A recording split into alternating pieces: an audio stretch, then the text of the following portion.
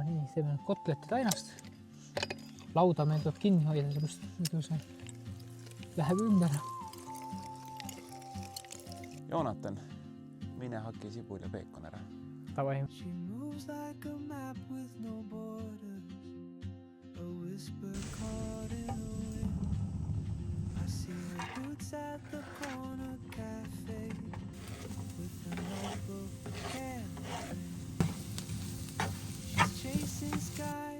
Lisame siis praetud peekon ja sibula riivsaia umbes, ütleme nii, et poole kilo haugifileele umbes 3-4 supilusikatäit. Alguses on mõistlik vähem panna, siis saab pärast vaadata, et kui on liiga vedel, siis saab seda juurde panna. Siis teeme selle muna sisse.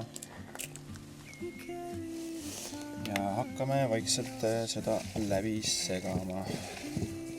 Hapukort meeldib mulle lisada, seda tavaliselt niimoodi ka. Panen suht kõike tunde järgi, aga selline kaks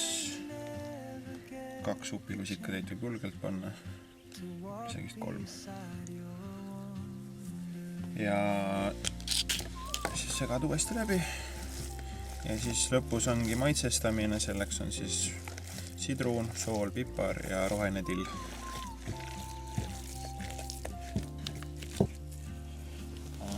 Lisame soola, pipart.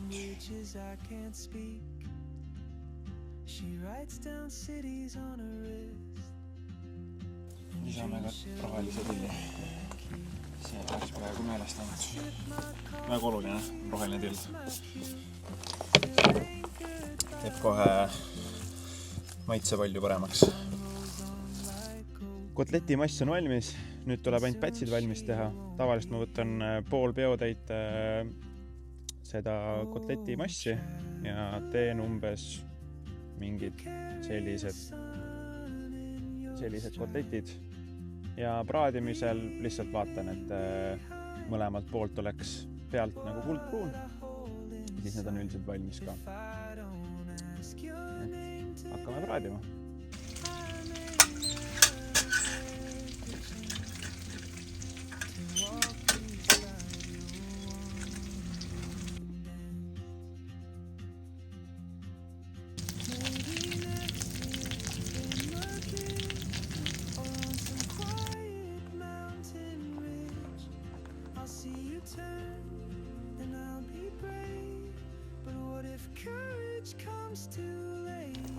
See on hästi naturaalne.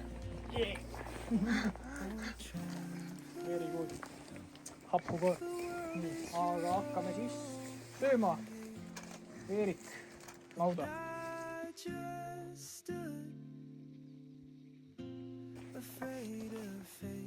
If I don't take that step today, you'll